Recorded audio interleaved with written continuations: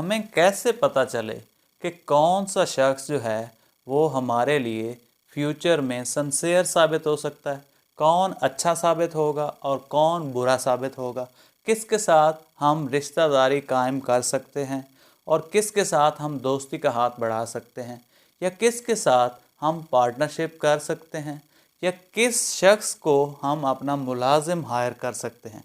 तो कौन सा ऐसा क्राइटेरिया है जिसकी बुनियाद पर हमें किसी से ताल्लुक़ बनाने से पहले ही हम उसको जांच लें।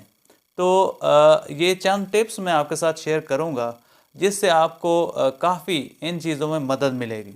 और अगर आपको इन टिप्स की मदद से किसी को जानने में फ़ायदा हो जाता है और आपको यकीन हो जाता है कि फ़लाँ शख्स जो है वो अच्छा नहीं है और हमारे लिए वो बेहतर साबित नहीं हो सकेगा, तो आपने उसका जो फॉल्ट है या उसकी जो बुराई है उसका ढंढोरा नहीं पीटना, क्योंकि अल्लाह ताला भी जो है वो दूसरे के ऐबों पर पर्दा डालना चाहता है, यानी अपनी मखलूक के ऐबों पर पर्दा डालना चाहते हैं।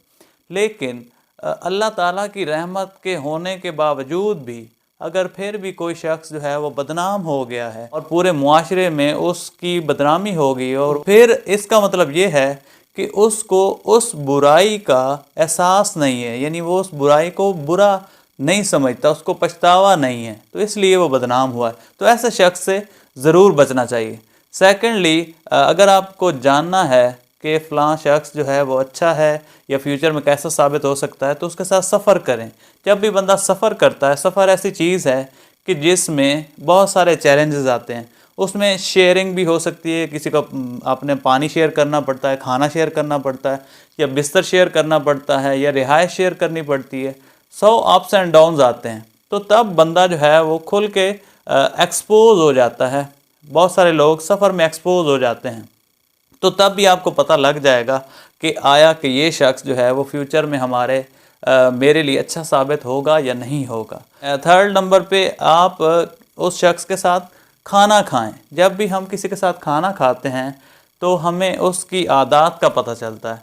अगर तो खाना खाते वक्त वो अपनी भूख पर और अपने लालच पर कंट्रोल नहीं कर पाता, तो इसका मतलब ये है कि वो एक लालची इंसान है और कल को अपने लालच को मद्देनज़र रखते हुए आपको वो नुकसान पहुंचा सकता है। इसके बाद आप ये देखें कि उससे जो कमतर हैं, जो उससे इन्फीरियर हैं, जो उसके मुलाजिम हैं या उससे जो छोटे हैं, क्या उनके साथ उसका बिहेवियर कैसा होता है।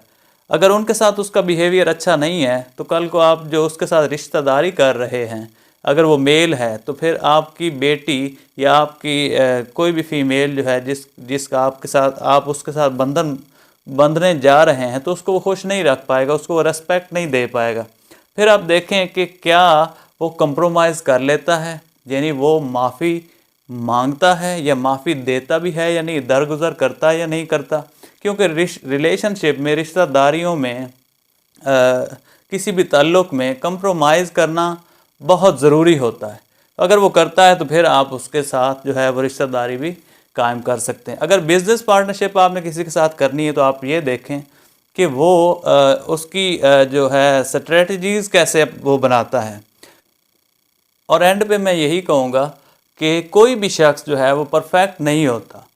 तो अगर आपको परफेक्ट और मुखलिस की तलाश है तो सबसे पहले आपको ख़ुद को अच्छा बनना होगा और मुखलिस बनना होगा, फिर ही कोई आपको मुखलिस और अच्छा मिल पाएगा।